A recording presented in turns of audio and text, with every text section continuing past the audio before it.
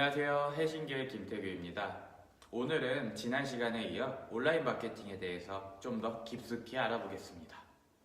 지난번에 말씀드린 내용은 우리 브랜드가 속한 광역 키워드를 파악해야 되고, 두 번째는 우리 브랜드의 업체명 키워드를 검색했을 때 노출되는 컨텐츠가 얼마나 있는지에 대해서 알아봐야 된다고 말씀드렸습니다. 그러면 오늘은 우리 업체명 키워드를 활용하고 또 광역 키워드를 활용해서 어떤 방법으로 컨텐츠를 쓸 것인가에 대해서 안내해 드리겠습니다. 그럼 이번 시간은 키워드를 활용해서 마케팅 컨텐츠 작성하는 법을 알려드리겠습니다. 진행에 앞서서 키워드에 대해 간략히 설명드리겠습니다.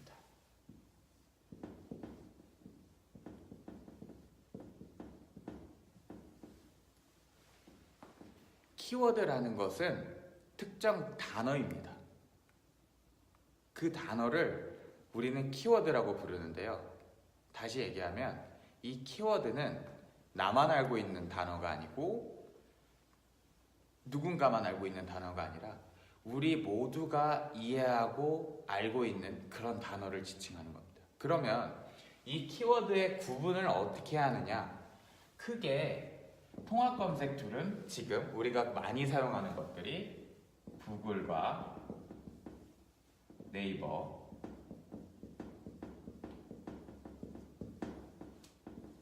다음이 있습니다.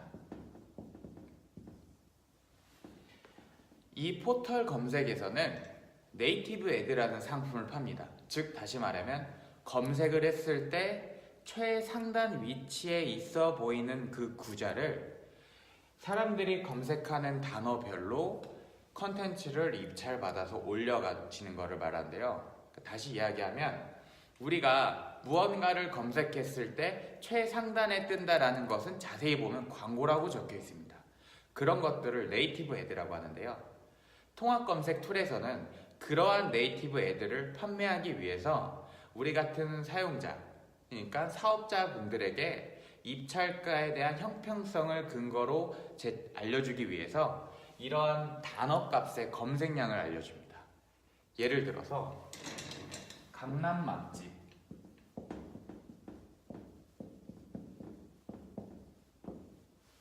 그리고 강남역 맛집,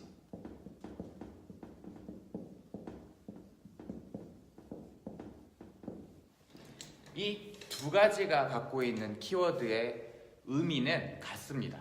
그렇지만 이 두 가지를 검색했을 때 나오는 결과값이나 이 두 단어의 검색량 차이가 다르다는 겁니다. 나중에 알려드리겠지만 이 두 키워드의 검색량을 보는 방법은 통합 검색 툴의 검색 광고라고 검색하시면 쉽게 보실 수 있게 나와 있습니다. 그렇다면 우리가 우리 브랜드명에 대한 키워드와 우리 브랜드를 포함하고 있는 광역 키워드를 선정했다면 그 키워드를 어떻게 활용해서 컨텐츠를 작성하느냐, 오늘은 그것에 대해 말씀드리겠습니다. 보편적인 키워드 마케팅에 사용되는 것은 블로그 마케팅입니다. 통합 검색 툴 기준으로 말씀드리는 내용인데요. 통합 검색 툴은 쉽게 말해서 우리 입장에서는 우리가 진입하고자 하는 채널들이 모여 있는 곳이지만 우리 제품과 서비스를 이용하는 고객들에겐 그저 검색 도구일 뿐입니다. 그렇다면 우리 잠재 고객들이 검색을 했을 때 우리 제품과 서비스를 안내하기 위해서는 우린 이 통합 검색 툴에 대한 공부가 필요합니다. 그럼 우리가 가장 보편적으로 쓰고 있는 네이버 기준으로 설명드리겠습니다. 통합 검색 툴은 크게 블로그, 카페, 지식인, 기타, 이미지와 영상이 있습니다. 이 네 가지 채널에 대해서 제가 말씀드릴 건데요. 오늘은 이 네 가지 채널 중에 블로그 채널, 가장 대표적인 채널이죠. 이 블로그 채널에 대해서 말씀드리겠습니다. 이 네 가지 채널 중에서 블로그가 여태까지 가장 많은 마케팅 툴로 사용된 이유는 기본적으로 이미지가 10장에서 20장 정도 사용되고 원고 기준으로 3,000자가 될 수 있는 텍스트를 기록할 수 있게 되어 있습니다. 그렇기 때문에 아무래도 폐쇄성이 있는 카페보다, 아무래도 텍스트로만 이루어진 지식인보다 더 상세하게 제품과 서비스에 대해서 안내할 수 있는 그런 채널입니다. 지금은 인스타그램이나 페이스북과 같은 빠른 휘발성과 공유성을 갖고 있는 SNS 마케팅이 대세이지만 아직까지도 좀 더 세부적으로 자세히 우리 제품과 서비스에 대한 후기를 기록할 수 있는 것은 블로그만한 것이 없습니다. 다시, 블로그는 사실은 홍보수단 채널이 아닙니다. 과거에 SNS가 등장하기 전부터 존재하는 채널인데 본인이 갖고 있는 취향이나 기호를 어떤 브랜드나 서비스의 매니아 입장에서 기록을 하고 그 기록물들이 모여서 결국 자신의 정체성과 취미와 표현을 하는 그런 순수 채널입니다. 그렇다면 우리는 이런 블로그를 활용해서 어떻게 마케팅을 해야 될까요? 제가 설명드리는 블로그 마케팅은 네이버 기준입니다.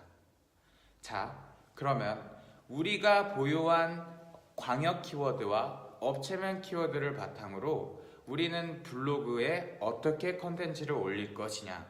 자, 그러면 가장 기초적이고 기본적이고 또 제주관적인 블로그 컨텐츠 작성법에 대해서 말씀드리겠습니다. 우리가 블로그 컨텐츠를 작성하기 위해서는 4가지의 준비물이 필요합니다. 1번, 우리가 알리고 소개하고자 하는 이미지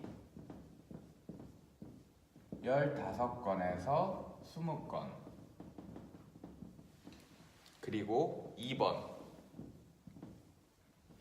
업체명 키워드와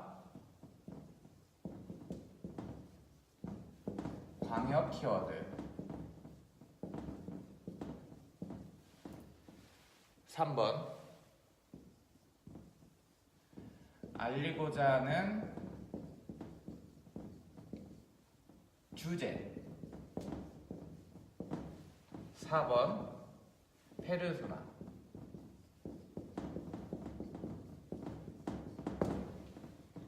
일단 기본적으로 이 4가지가 필요합니다.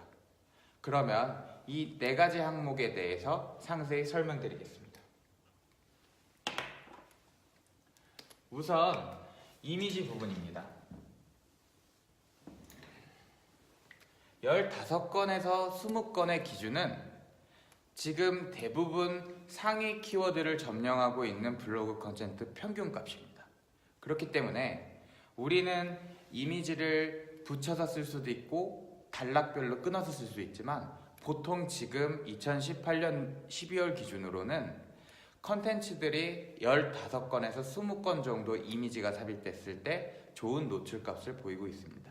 다시 말해서 적어도 이미지가 15건에서 20건 정도가 연계해서 노출이 되어야 네이버 로봇이 그 포스팅을 받았을 때 제법 논리지에 근거하는구나, 제법 정성 들인 컨텐츠다라고 판단한다고 추정합니다.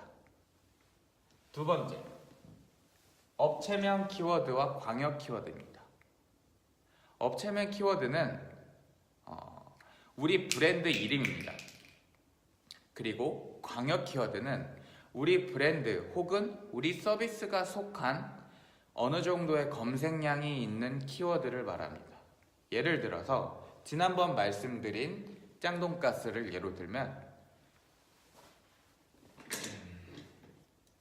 일산 돈가스 맛집 짱돈가스. 여기서 우리 브랜드를 수식해주는 이 보편적 관점의 검색량이 높은 것이 광역 키워드고요. 우리 브랜드 이름에 해당하는 짱돈가스가 바로 업체명 키워드라는 것입니다. 그렇기 때문에 포스팅을 쓸 때는 우리 업체명 키워드와 우리 업체를 수식어줄 광역 키워드를 준비해야 됩니다. 그러면 여기서 한 가지 질문이 떠오르실 겁니다. 왜 키워드는 2개여야만 하느냐? 저희가 실험해 본 결과 키워드를 3개도 써보고 4개도 써봤습니다. 그렇지만 2018년 12월 기준 2가지 키워드를 썼을 때가 가장 노출이 잘 된다고 저희는 추정하고 있습니다. 그렇기 때문에 2가지 키워드를 사용하시길 추천합니다. 만약에 4가지, 5가지 이상의 키워드를 사용하고 싶다면 컨텐츠를 4개, 5개를 준비해서 써셔야 된다는 말입니다. 그리고 3번째, 모든 글에는 주제가 필요합니다. 주제가 없이 키워드만 반복적으로 쓰게 되는 경우 글의 흐름도 분명히 집중력이 떨어지고 가독성이 떨어집니다. 그래서 나는 이러한 내용을 이러이러하게 알리겠다라는 주제를 사전에 파악해야 됩니다. 그리고 4번째, 이거는 가장 중요합니다. 바로 페르소나, 글쓴이, 즉 화자를 설정하는 것입니다. 이 글쓴이와 화자를 설정하는 것은 글에 있어서 가장 중요한 내용입니다. 오늘은 10대 남아가 됐다가, 내일은 20대 여성이 됐다가, 모레는 30대 남성이 됐다가, 이렇게 페르소나가 바뀌게 되면 이 채널의 공신력도 떨어지고 이 채널에 대한 신뢰도도 떨어집니다. 그렇기 때문에 우리는 어떤 채널에 글을 쓰고자 할 때는 반드시 이 글을 말하고 외치는 페르소나를 설정하는 것이 제일 중요합니다. 나중에 이 페르소나를 설정하게 되면은 글을 포맷만 잡아놓은 상태에서 내용과 사진만 바꾸면 되는 아주 단순한 작업에 이르기 때문에 우리가 장기적으로 컨텐츠를 발행하는 데 있어서 전혀 부담이 없습니다. 그러면 우리가 이 4가지 준비물이 끝났다고 했을 때 어떻게 블로그 컨텐츠를 쓰느냐에 대해서 간략히 안내해 드리겠습니다. 블로그 컨텐츠, 인스타그램 컨텐츠, 페이스북 컨텐츠, 카페 커뮤니티 컨텐츠. 우리는 특정 목적을 가지고 사진과 글을 게재하는 것을 컨텐츠라고 말을 하는데요.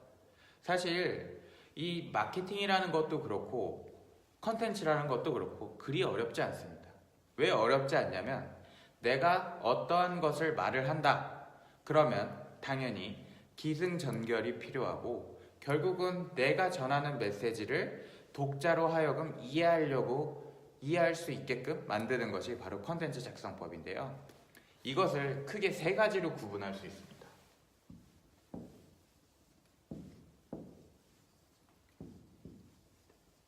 바로 이 3가지 덩어리로 헤드, 바디, 풋. 크게 블로그 컨텐츠나 카페 컨텐츠나 페이스북 컨텐츠를 쓸 때는 전체적인 맥락에서 3등분을 하여 써야 됩니다. 자, 그 전에 우리가 지금 말하고자 하는 블로그 컨텐츠에 대해서 말씀드릴 건데요. 블로그 컨텐츠는 반복적인 키워드와 일맥상통하는 내용을 통해 네이버 로봇으로부터 좋은 점수를 받아서 노출되게 됩니다. 그러면 우리가 반복적인 키워드를 배치하기 위해서는 다음과 같은 포맷을 따라서 하면 됩니다. 헤드에는 정발산동 맛집 짱 돈가스, 이 키워드들을 사용한 제목을 사용합니다. 이렇게 쓰면 너무 단어니까 말을 붙이는 거죠. 뭐 정발산동 맛집, 정마살동 맛집 짱돈가스에 다녀왔어요. 정말 괜찮고 맛있는 곳. 그리고 내용에도 마찬가지로 이 광역 키워드와 업체명 키워드를 반복해 줍니다. 오늘 어떤 약속이 있어서 친구를 만났더니 친구가 돈가스를 먹자고 했다. 혹은 길을 다니면서 간판을 보니 가볼 만한 곳이었다. 그래서 들어가게 됐는데 정발산동 맛집 짱돈가스는 돈가스가 3덩이가 나오더라. 그래서 정말 맛있었다. 라는 식으로 반복적인 키워드를 쓰면서 이 바디 부분, 즉 본문에서 이 키워드를 가장 자연스럽게 노출시키는 겁니다. 그리고 그 중간에 앞서 말씀드렸던 이미지를 이해를 돕기 위해서 중간에 배치하는 것이고요. 자, 그러면 이 풋의 역할은 무엇일까요? 자, 다시 우리는 구독자 관점에서 이 글을 분석합니다. 분명히 그 구독자는 이 제목과 이 컨텐츠에 사용된 이미지 썸네일을 보고 여기에 유입됐을 것입니다. 그러면 제목을 읽고 본문을 읽으면서 학습이 됩니다. 그러면은 결국은 제목에서 말하는 정발산동 짱돈가스와 본문에서 치킨가스가 맛있다, 함박이 3개가 나온다, 이런 식의 내용을 썼을 경우 이 풋에서는 인식의 정보를 확실하게 마무리 지어줍니다. 그렇다면 풋에는 무엇이 들어가느냐? 바로 신뢰할 수 있는 정보를 기재해야 됩니다. 그러면 이 풋에서는 네이버 지도, 즉 스마트 플레이스를 삽입해 주는 겁니다.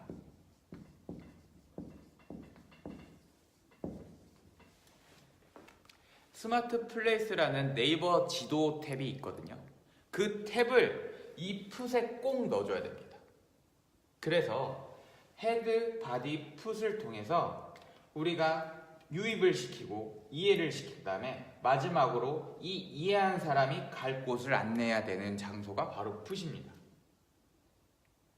그러면 우리 브랜드의 컨텐츠에 대해서 쓴다라고 하면은 결국은 우리는 반대로 풋이 준비되어 있어야 된다는 말인데요. 이 풋에 대한 내용은 다음 시간에 설명드리겠습니다. 오늘 시간은 어떠셨나요? 비록 짧은 시간 동안 우리가 컴퓨터 화면 없이 칠판만 보고 온라인 마케팅을 배운다라는 것은 어려울 수 있습니다. 그렇지만 우리가 지금 이 영상을 보고 도전하는 것만으로도 우리는 절반의 성공을 거둔 것입니다. 지금까지 첫 번째 챕터, 온라인 마케팅에 대한 대략적 정의와 두 번째, 대략적 정의에서 파생된 키워드를 어떻게 사용하는 방법까지 배웠는데요. 다음 시간에는 이 키워드와 이 컨텐츠를 바탕으로 작성했을 때 우리 글을 보고 움직이는 사람들이 어떤 정보를 믿고 결정을 하겠느냐에 대한 스마트 플레이스 개설 방법에 대해서 안내해 드리겠습니다. 지금까지 해신교회 김태규였습니다.